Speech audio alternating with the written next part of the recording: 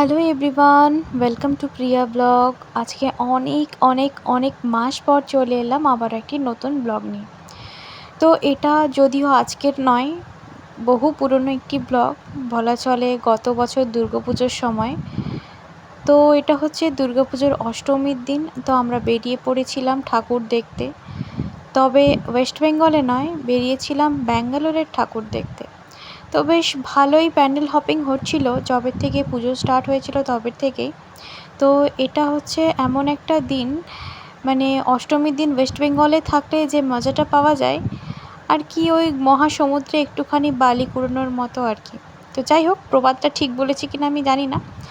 তো শুরু থেকে দেখে তো বেশ ভালোই লাগছিল। এখানে প্যান্ডেল হয় না, এখানে এই ধরনের হল ভাড়া করে নেয়, তার মধ্যে এই ধরনের স্টল বসে চারিপাশে, আর মাঝখানে মধ্যমণি হয়ে মা দুর্গা তার ছেলেপুলেদেরকে নিয়ে দাঁড়িয়ে থাকেন। আর আমরা গেছিলাম, তবে নামটা ঠিক মনে নেই, যেহেতু এটি অনেক দিনের ব্লগ, তো নামটা বলতে পারছি না। তো যাই হোক, লাইন দিয়ে দাঁড়িয়ে প্রসাদও খেলাম। অষ্টমীর দিন খিচুড়ি প্রসাদ খাবো না তা কি হয়, তাই জন্য এই যে দেখুন, লাইনে জায়গা পেয়ে গেছি। এরপর টুকটুক করে আমরা বসেও পড়েছি আমাদের খিচুড়ি প্রসাদ নিয়ে। তবে কি জানেন তো, দুর্দান্ত খেতে। যদি মানে এটা যেহেতু প্রসাদের খিচুড়ি, ওটা আবার দুর্গা অষ্টমীর খিচুড়ি, তো এর টেস্টই আলাদাই লেভেলের ছিল। তো যাই হোক, বসে পড়েছি। তো এত ভারী শাড়ি পরে বসে খেতে একটু অসুবিধাই হচ্ছিল।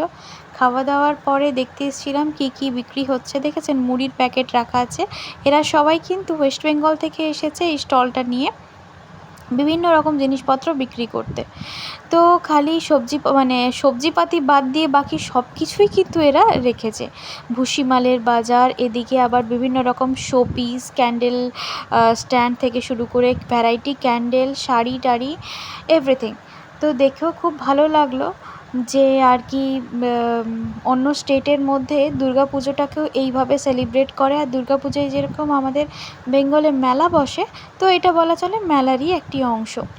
খালি নাগরদোলা আর বিভিন্ন রকম রাইডস নেই, কিন্তু দোকানদানিগুলো বেশ জমিয়েই দিয়েছে।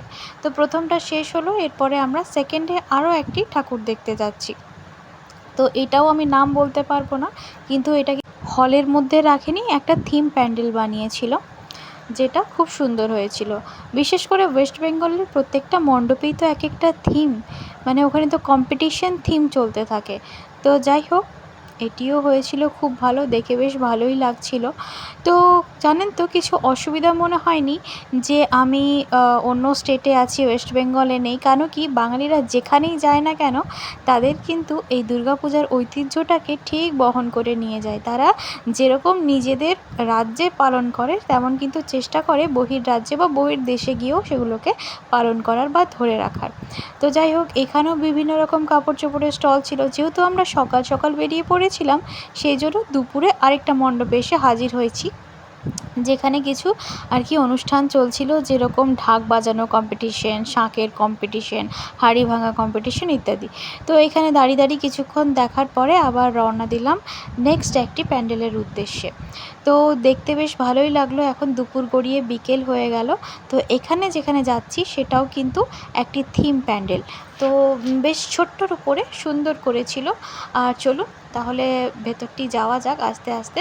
আর এটা জায়গাটা অনেকটা বড় হলেও প্যান্ডেলটা যেহেতু ছোটোর মধ্যে করেছে, তো চারপাশে কিন্তু খাবার দাবারের স্টলগুলো দারুণ ছিল। আর এই দেখুন প্যান্ডেল, নানা রকম সাপ, সিঁড়ি, লুডো, ঘড়ি, পাতাং, ভ্যারাইটি, যেমন পাজল, এই দেখুন পাজলগুলোও কি সুন্দর লাগছে না দেখতে। তো মানে বাচ্চাদের খেলাধুলার বিভিন্ন রকম জিনিস কিন্তু এখানে রয়েছে। আর ঠাকুরের প্রতিমাগুলোও কিন্তু এখানকার অতি সুন্দর, মানে এত মায়াভরা মুখগুলো বোধহয় ওয়েস্ট বেঙ্গল থেকেই নিয়ে আসে। বোধহয় কেন বলছি, এখানে আর কোথায় বানাবে, সবই কিন্তু আমাদের কুমারটুলিরই প্রতিমা। তো যাই হোক, বেশ ভালো লাগলো এরকম কয়েকটি থিম প্যান্ডেল দেখতে। কেন কি, বারবার হলের মধ্যে প্যান্ডেল দেখতে খুব একটা মন চাচ্ছিল না, তো সেই জন্যই ঠাকুর নিজেই আর কি চলে এসেছে থিমের মধ্যে। আর এই দেখুন ফুচকা, দুর্গাপূজা দেখবো আবার ফুচকা খাবো না তা কি হয়, সেই জন্য যেমনই টেস্ট হোক, আমরা কিন্তু লাইন দিয়ে দিয়েছি ফুচকা খেতে। তো খুব একটা মনোমতো হলো না। তো এখানে চলে এলাম আরেকটি জায়গায়, যেটা কিনা একটা জমিদার বাড়ির পুজোর ঐতিহ্যকে তুলে ধরেছে। বেশ সুন্দর প্যান্ডেলটা করেছে, মানে এটা হলের মধ্যেই করেছে, কিন্তু ডিজাইনটা জমিদার বাড়ির পুজো। যাই হোক সেম এখানেও তাই, চারপাশে হচ্ছে বিভিন্ন রকম জিনিসপত্রও ছিল। আর আমি একটি জিনিস আমার দেখে পছন্দ হলো, তো যাই হোক পরে দেখাবো কোনো দিনও যদি সময় হয় তো। তো চলুন দেখা যাক এর আবার চারপাশে কী ধরনের কী আছে না আছে। তবে হ্যাঁ, খাবার দাবারের যা দাম এখানে, মাথা খারাপ করা অবস্থা। দুটো ফিশ ফ্রাই জানেন তো 250 থেকে 300 দাম। ভাবা যায়? হবেই স্বাভাবিক, বাইরের স্টেট বলে কথা। এ তো আর ওয়েস্ট বেঙ্গল নয় যে আপনি 30 টাকার মোগলাই খেতে পারবেন। তো যাই হোক এটাও হয়ে গেল। এই দেখুন আমি এরপরে সামনে বসে পড়েছি একটু রাস্তাটার ভিডিও নেব বলে। রাস্তাঘাটের লোকজনকে দেখে বোঝাই যাচ্ছে না পুজো লেগেছে, যেহেতু আমরা বাঙালি তাই জন্য আমাদেরকে হচ্ছে দেখে বোঝা যাচ্ছে যে হ্যাঁ ভাই সত্যিই পুজো লেগেছে। এই দেখুন আমরা কিন্তু আমাদের বাড়ির ছানাপোনাগুলোকে সবাইকে নিয়ে এসেছি আজকে ঠাকুর দেখাতে। বের করি না করি ওদেরও যেন ফিল হয় যে আমরা হ্যাঁ ঠাকুর দেখতে যাচ্ছি ব্যাঙ্গালোরে। তো দেখেছেন এই যে জাম, মানে দিন থেকে 4টা কি হার্ডলি 5টা ঠাকুর দেখবো, কিন্তু প্রায় 12 থেকে 15 ঘন্টা কভার হয়ে যায়। তো এই দেখুন আরেকটা জায়গায় চলে এলাম, এটাও থিম প্যান্ডেল করেছে আর এটার থিমটা অনবদ্য, জাস্ট অনবদ্য। কেন কি এটা হচ্ছে ছৌ নৃত্যের যে মুখোশ বা খসড়া হয় সেইগুলো হচ্ছে রাখা আছে। খসড়া না, সরি, মহড়া রাখা আছে। আবার এখানে আজকে কিন্তু ছৌ নৃত্য পরিবেশন হবে। তো দুর্দান্ত প্যান্ডেল, দুর্দান্ত, মানে আমার দেখা ব্যাঙ্গালোরে এই প্রথম একটি দারুণ লেভেলের প্যান্ডেল। আর এই দেখুন খিদেও পেয়ে গেছে প্রচণ্ড পরিমাণে, সেই জন্য আমরা বিরিয়ানি নিয়ে বসে পড়েছি। আর বিরিয়ানিটাও জানেন তো 350 টাকা যেমন দাম নিল, কিন্তু টেস্টেই দুর্দান্ত। যাই হোক এরপরে চলে এলাম আরেকটি প্যান্ডেল। এটাও মন জুড়িয়ে যাওয়ার মতো প্যান্ডেল। পুরো চারিপাশে গীতা রাখা আছে। আর সবথেকে বড় কথা এখানে একটা ধূপ রাখা ছিল, যে ধূপটা অরিজিনালি ধূপ, আর এতটাই বড় পরিমাণে ধূপটা ছিল যে সারাদিন জ্বালিয়ে রেখে দিলেও সেটা কিন্তু শেষ হবে না। আর প্রত্যেকটা গীতার শ্লোক কিন্তু ওখানে রাখা ছিল। তো যাই হোক সব ঠাকুরগুলো দেখার পরে আমরা এরপরে পেট পুজো করতে চলে এসেছি। ঘড়ির কাঁটায় 11টা মতো বাজে। আর খেয়ে দিয়ে রওনা দেবো বাড়ির উদ্দেশ্যে। ভিডিওটি ভালো লাগলে একটি লাইক করে দেবেন। টাটা।